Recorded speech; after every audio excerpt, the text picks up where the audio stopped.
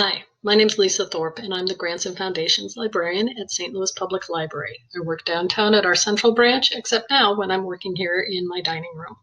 I am coming to you with good news that our partner organization, Candid, used to be called Foundation Center. They are providing remote access for me to Foundation Directory Online Professional, and to those of you who could use it to Foundation Directory Online Essential, which is a limited but still pretty robust version of the product. So I wanted to give a quick overview of FDO Professional and then give you my contact information so you can get in touch with me and let me know how I can help you. So here we are, FDO Professional. Couple of things. Here we've got the little check mark to include U.S. federal funders. Who knows what's going on with federal grants right now, but there might be more federal money out there. So you might leave it checked, you might uncheck it. If you did get some possible potential federal grant funders, you'd see this cute little icon with the column. So that's how you know there's federal money. All right, so I'm going to do, in honor of all of our new co-workers, our puppies and kitty cats and all of the people-ish that we've been sharing, I'm going to do Animal Shelter in St. Louis, copying off of one of their examples searches. All right, and you see that it has interpreted what I typed, and that all looks good. And then it has given us 165 potential grant makers, 719 historic grants. So these are grants that have already happened, but that's the best indicator of where these folks want to spend their money. And then 28 recipients, the lucky nonprofits that got these grants from these folks. Bunch of tax forms you shouldn't have to look at, but you have that information available if you need it.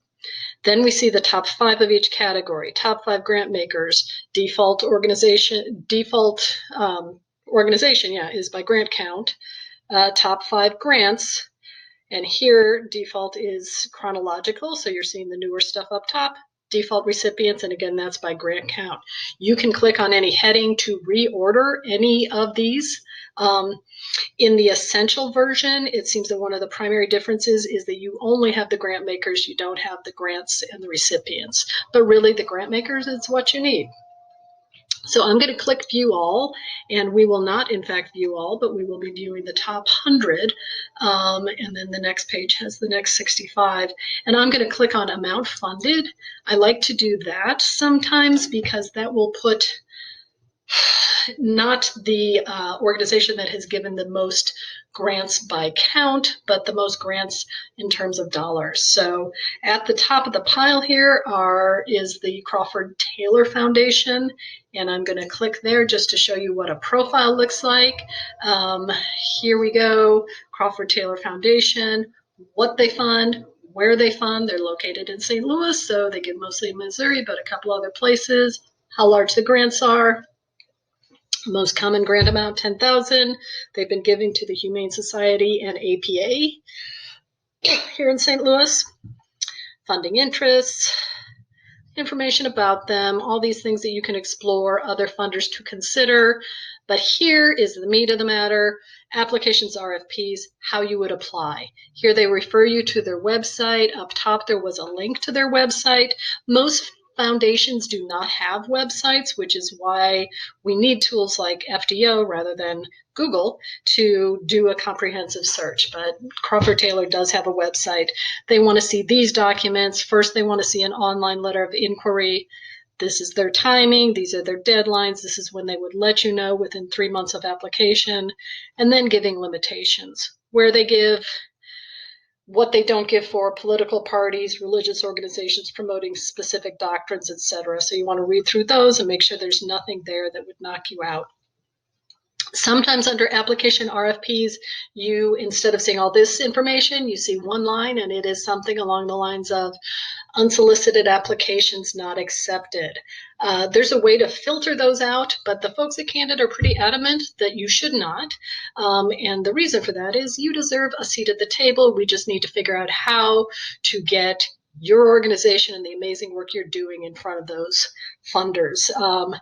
To that end, and I don't see any here, but they have been adding LinkedIn links to those that have LinkedIn profiles, and that would allow you to see, okay, who on my board knows someone on their board. How can we get in front of them?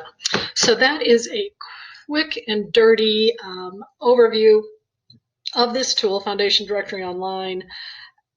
If you went to slpl.org, which is the library website, and searched the website rather than the catalog, and it did that again, all right, website for grants, you'll find some information about the Grants and Foundation Center, most of which is irrelevant because it says to come to Central, and you can't.